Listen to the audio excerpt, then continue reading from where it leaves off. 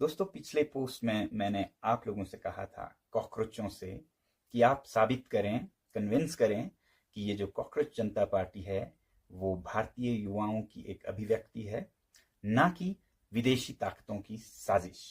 तो इसके बाद आप लोगों में से बहुतों ने कमेंट्स में इसके बारे में लिखा है और दीप के जी ने मुझसे राब्ता कायम की, मेरी उनसे बात हुई और उन्होंने ये डेटा मेरे साथ शेयर किया जो अभी मैं आपके साथ बांट रहा हूं। और उनसे बात करके मुझे वैसे भी लगा कि इनका कोई गलत मंशा नहीं है, बहुत ही देश प्रेमी हैं, बल्कि एक कुर्बानी, एक सेक्रीफाइस कर रहे हैं देश को सुधारने के लिए।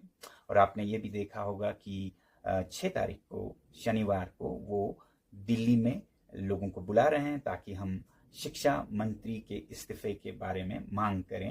अब उनका और आप लोगों का कारण तो नीट के पेपर्स या CUET और CBSE के इम्तिहान हो सकते हैं, मगर मेरे लिए ये और भी बड़ा मुद्दा है।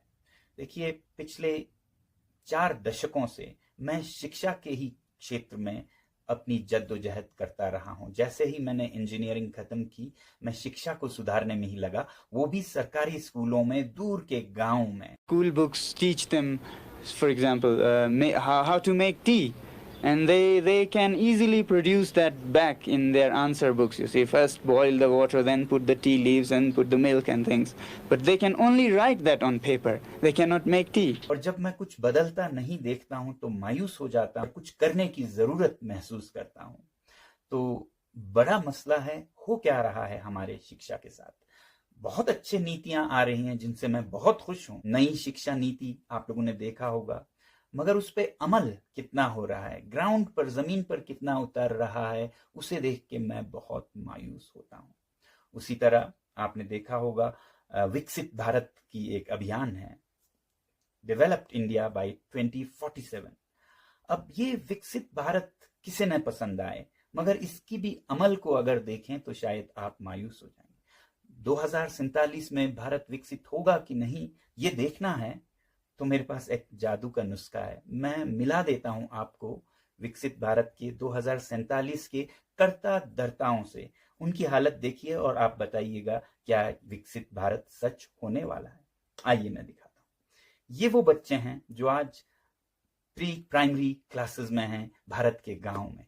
यही होंगे 25-30 साल के 2047 में, यही चला रहे होंगे भारत को। तो क्या आपको लगता है भारत विकसित होने वाला है अगर ये हालत रही हमारे विद्यालयों की?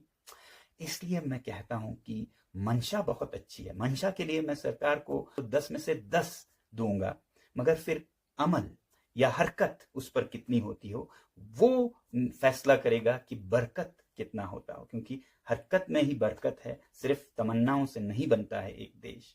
तो इसलिए अगर आप देखें पिछले 3 या 4 शिक्षा मंत्रियों को, गूगल कीजिए, देखिए कौन आए, उन्होंने क्या कमाल किया, तो उसे देखकर मुझे नहीं लगता कि विकसित भारत होने वाला है। तो मैं तो इन वजूहात, इन कारणों के लिए शिक्षा मंत्री जी का इस्तीफा चाहता हूं। आपकी बात सही है, नीट के पेपर लीक हुए बहुत बड़ी बात है, इतने लाखों विद्यार्थियों के जिंदगी के साथ खिलवाड़ है, मगर आगे क्या होने वाला है वो सवाल ज्यादा बड़ा है। तो इन सब को सुधारने के लिए मैं आग्रह करूंगा प्रधानमंत्री जी से कि किसी भी स्वाभिमानी देश में, लोकतंत्र में, कोई भी स्वाभिमानी शिक्षा मंत्री ऐसी बात हो, पेपर्स लीक हो और कुछ चल ना रहा हो, तो वो इस्तीफा देंगे, रेजिग्नेशन देंगे। तो मुझे उम्मीद है कि ये अगले कुछ दिनों में होगा, या फिर बदल या फिर इस्तीफा। और अगर ऐसा नहीं होता है 5 जून तक भी, तो मजबूर होकर 6 जून को मैं भी आप लोगों से जुड़ूंगा ये आग्रह करने के लिए दिल्ली में। तो मैं तो आ रहा हूं दिल्ली आप लोगों से जुड़ने के लिए, दीप के जी से जुड़ने के लिए। आप भी बताइएगा क्या आप आ रहे हैं। साथियों, मेरा एक नारा रहा है, if not now when, if not us who. अब नहीं तो कब, और हम नहीं तो कौन लाएगा परिवर्तन भारत में। इतना ही आज के लिए। जय हिंद।